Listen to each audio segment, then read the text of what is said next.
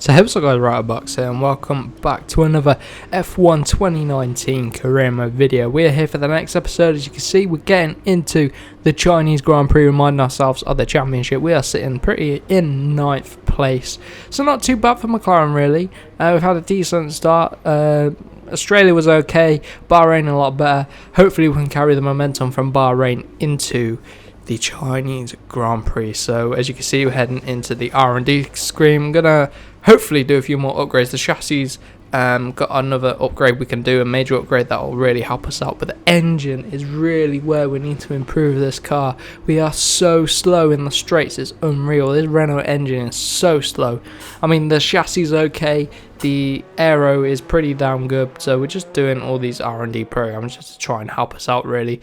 And we'll do the track proficiency test, and we will do the qualifying and tyre saving mode. So gonna hopefully get ourselves a nice haul of R&D points, but for now let's get into the Chinese Grand Prix qualifying session. Welcome to Shanghai, China, for what I've no doubt is going to be a fantastic F1 qualifying session. Looking at this field today, Anthony, do you think we're going to see anyone take a chance? Maybe run the hard tyres and save some of the grippier tyres for the race tomorrow? Well, I'd be surprised in all honesty. It's only the front runners that really have the pace to get away with that, and even then, at the end of the day, it's a big risk. Track position is the most important thing, and it's rarely worth sacrificing for a slightly more optimal strategy in the race, so I doubt we're going to see anyone trying it. I have been wrong before though. We certainly do see some risky decisions every now and then, and it's a gamble that's sometimes worth taking. But if it were me in the car, I would want to be on the fastest tyre for my qualifying lap, without a doubt. Here we go then, we're heading into qualifying one where hopefully we'll be able to make it straight into Q2. I don't know about Q3. As I say, this track relies on straight line speed, and this engine is awful. So we might find that our race pace is a lot better than our qualifying pace. But anyway, our first lap is okay, pushes us up into P6, but everyone hasn't set their laps. As we see, we're right on the edge now, so there we go out for lap number 2, where hopefully we'll do a lot better and get ourselves off of the borderline. Not disqualification, the way you get kicked out of qualifying. Don't want to get kicked out, we want to make it into Q2 and get ourselves the best grid position as possible for the race.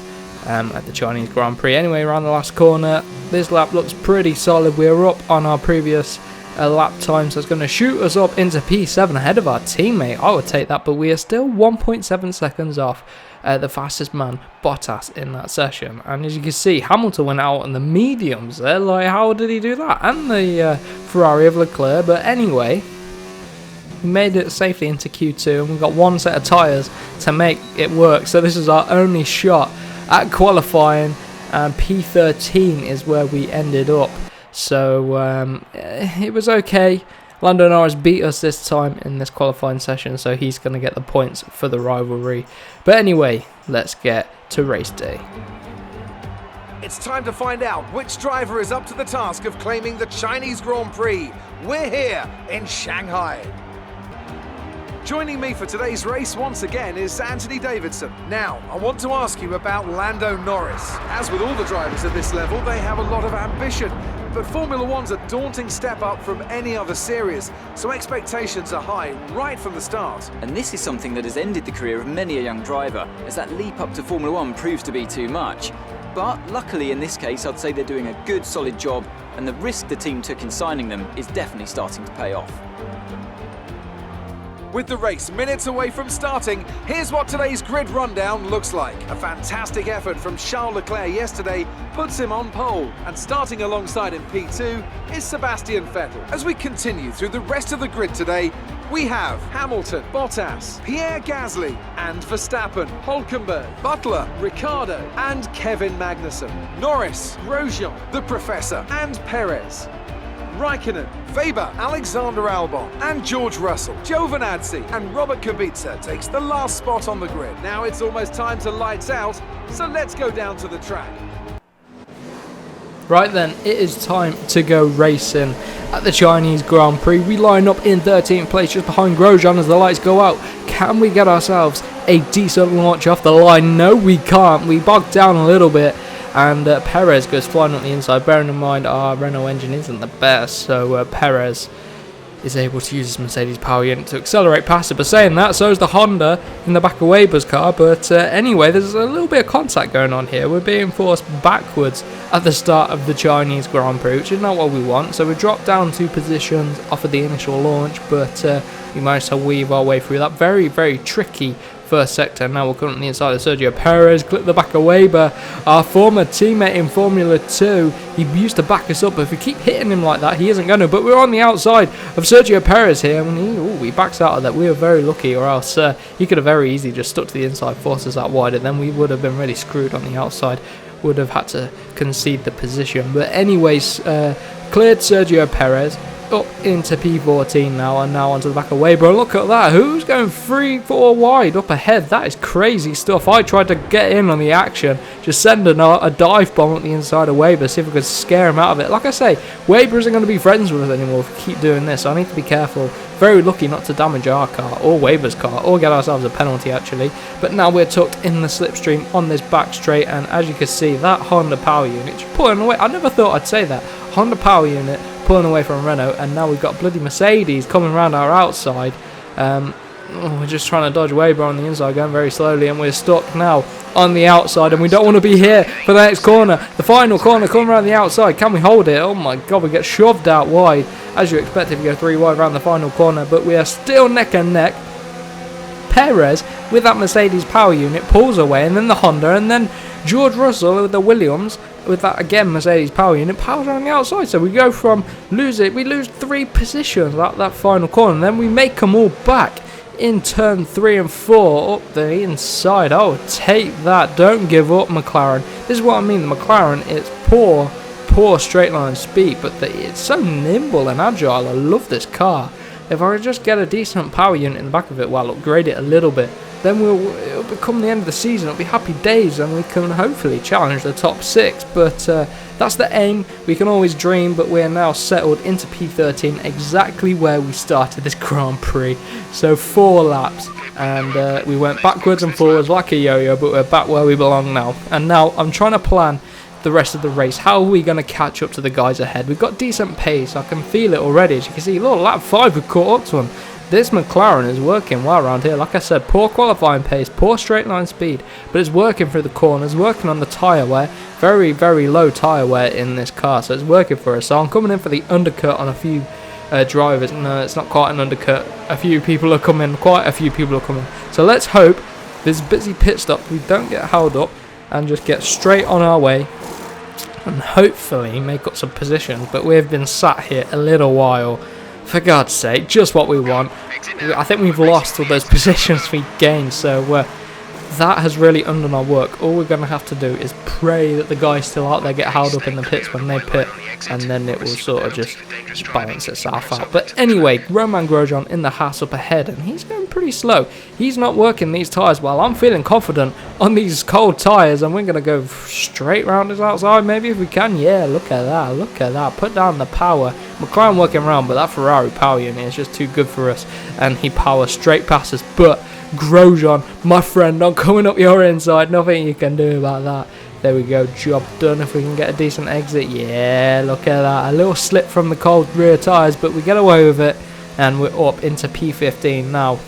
Ricardo's up the road, and there's a group of cars in the pit, and oh no, here comes Grosjean. He's going to get us. I can't afford to get into a battle, but we're in a yellow flag zone, and there's absolutely nothing he could do. Someone was off to the right there. I don't quite know who it is, but our teammate was in the pits. As soon as it went green, you know, Grosjean was looking up our inside. He was looking rather sharp there, a bit sharper than I was. I was a bit late to defend, but we get away with it. Coming around the final corner now, more yellow flags coming out, so no overtaking. Green again, yellow again. What is going on with these yellow flags? But anyway, a few cars in the pit. We're going to be neck and neck. Grosjean's out the session. What on earth happened to Grosjean there at the final corner? And George Russell's just ahead of us. Can we sneak up us inside? Yes, we can. Look at that. Job done. Up into P11. So we are 1 position outside of the first, outside the top 10. So that they're the points paying position. We need to get up there, and we're all over the back of our former F2 rival Butler. How are we going to do this? Are we going to need to try and get past him? He's going to be aggressive at defending, I just know it. And look at that Force India. Sorry, not a Force India. It's a Racing Point. team car. Apologies for that. He's got a Mercedes power unit strapped in the back of that, and he's just going to clear off in the distance. We, though, through these first sector corners, we're really working well, but on the straight again, you see, even with the DRS, we can't overtake. Overtake mode, Rich makes everything we got out of this McLaren. It's just not gaining, but on the brakes, a lock-up from Butler lets us up the inside. Well, I let myself in, I knocked the door and I open it anyway. We're coming in, we're through on Butler, very aggressive, and this race is turning out okay actually, considering the poor pit stop and the poor start. How we found ourselves up in P10, I don't know. This McLaren is just working. It's good on race pace around here at China, which is really good. I'm really relieved. I was worried about this race coming into it, but we're all over the back of Daniel Ricciardo now. A little slap from Butler. I told you he was aggressive. Bloody hell, mate, he needs to calm down. But anyway, on lap 11 we clear Butler. We're out all over the back of Ricciardo, and our teammate Norris is there. So there's 2 positions up for grabs. We've got the inside of Daniel Ricciardo in the Renault. There we go. Fairly evenly matched. The Renault engine in the Renault car is probably slightly more up to date than ours. So I noticed they're a bit quicker down the straights, but we're up onto the back of our teammate now. Lando Norris, our former F2 colleague. Let's go up his inside, hopefully with the DRS. It's a straight up fight between the McLarens. We seem to have the better race pace. We go up the inside, let us be like on the brakes. Ooh, a little bit deeper lock up. Get away with it though. You can really get away running wide there. As long as you don't get someone coming straight up your inside, you're okay.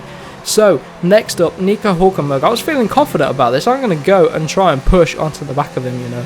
So, it might come right down to the wire if we had the tyres and the pace left in the car. So, let's see.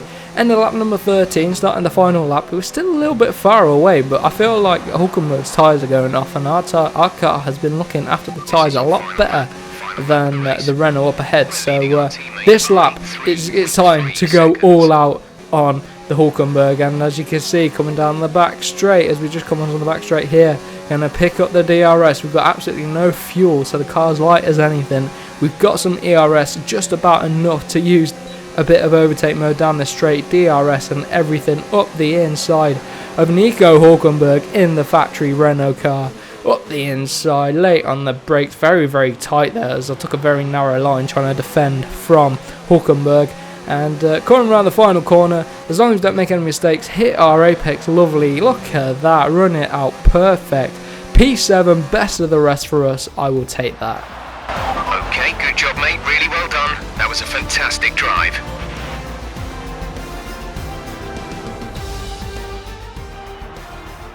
Well, what a drive that was to take the win for Ferrari today.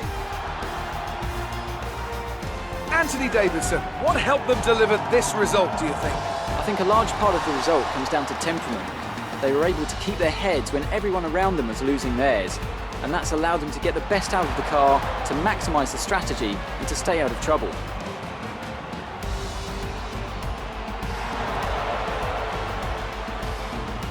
Ferrari are at it again, an excellent performance at today's Grand Prix, and they're certainly a team that know what they're doing out there. Right then, so after an absolutely thrilling Chinese Grand Prix, we got ourselves a nice haul of 6 points for our championship troubles. So let's see what the standings look like. As you can see, we beat our teammates, so hopefully we'll stay ahead of him in the championship, which will be good. Get a few more points from McLaren. As you can see, we are in P7, 14 points, just behind Pierre Gasly in the Red Bull Racing car, so we are just best of the rest. What I'm going to do, I'm going to leave you with the highlights of this race, so I hope you do enjoy this little replay reel, but for now, I will see you in the next one.